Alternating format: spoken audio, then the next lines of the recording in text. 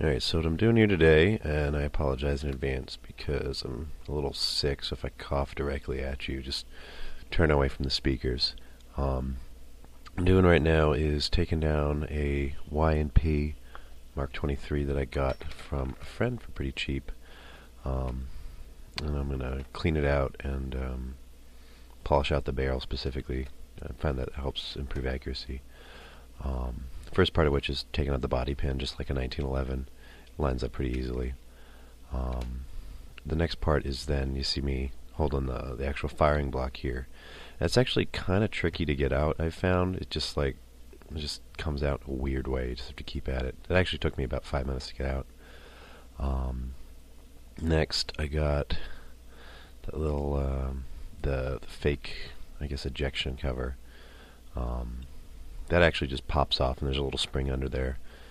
Oh, actually, no, sorry, I'm undoing the screws right now on the side of the body. Now, the Y&P and the TM, the Tokyo Marui Mark 23, actually disassemble in the same way. The only difference is the TM has 3 screws, and the Y&P has 2 screws and a pin. Some people have found the pin kind of difficult to get out. Well, it's because it only comes out one way.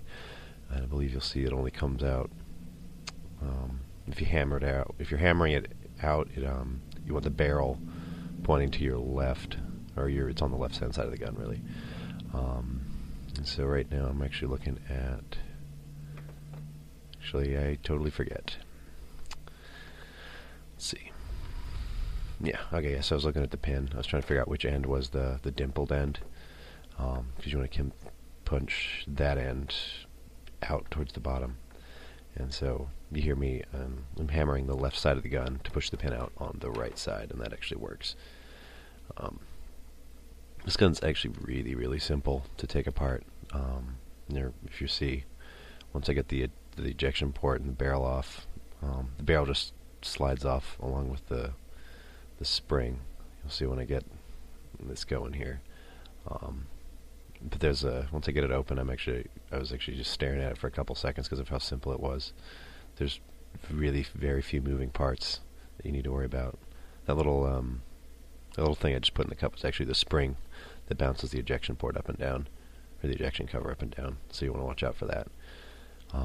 Once the pins and screws are out, and the outer barrel cover is off, it just breaks down into 2 pieces.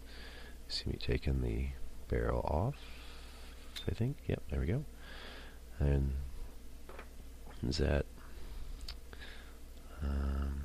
playing with the spring? I don't know why. Can't remember.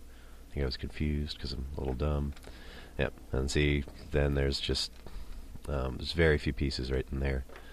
And then there's your standard pistol bucking and brass, or no, sorry, not brass at all, an aluminum non-tight bore barrel. I don't have calipers, so I'm not actually sure what the exact diameter is.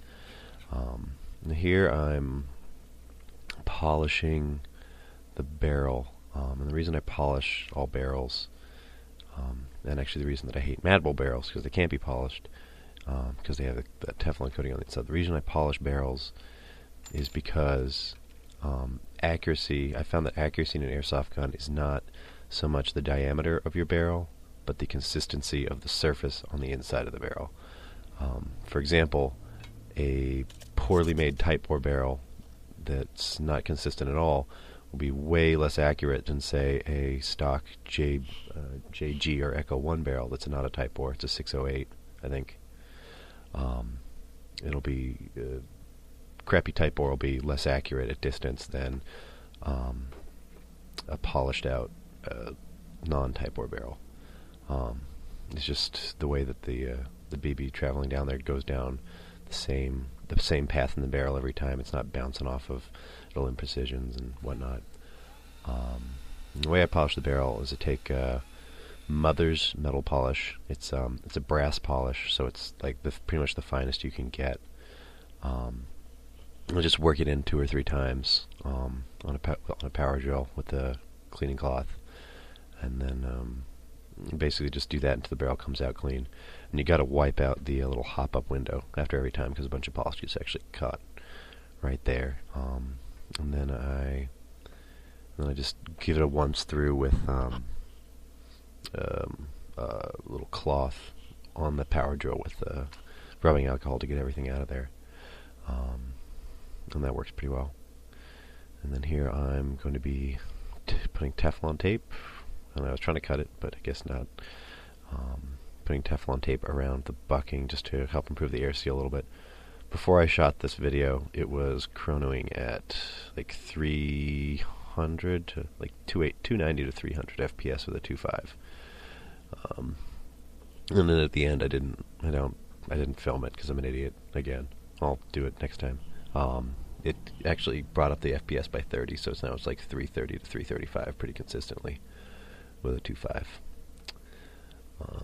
Bucking and barrel can only really go in one way. It's pretty self-explanatory once you get it on there. Take pictures next time or something. Putting all the screws back together. Covering up my polish so it doesn't dry out. That's right, I was multitasking.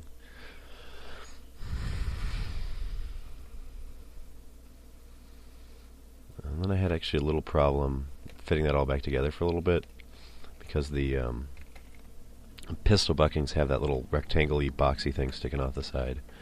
And I didn't realize that had gotten actually caught in the little window that it was supposed to stick out of nice and evenly. But I fixed that, and you know, this is actually the first time I've ever taken this gun apart, like ever. So this is all to do the whole thing. This actually took about half an hour to do, just because I didn't actually know what I was doing. But again, it's so simple that it didn't really matter. That I was making sure none of the Teflon tape was like sticking into that hole.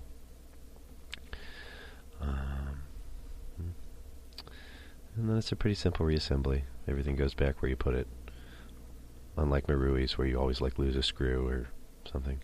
On here, I'm marking which side of the body I want to hit next time I disassemble it. I have a little, I drew a little X around the pin there, just in case I forget, because I know I'll forget. And there's the. I totally forgot the spring, so I took it back off again and put the spring in. Yeah, that ejection port cover, you just like a little eyeglass screwdrivers or even your thumbnails, just pull it out and pop it on. And the outer barrel assembly goes in. Make sure it's working. Make sure everything's nice and tight. This is actually the fastest I've ever put the slide back on. That was funny. This gun's really fiddly. And then there you go, reassembled. Ta-da! And then here's me shooting with the suppressor that I totally did not fill with foam, because that would be bad.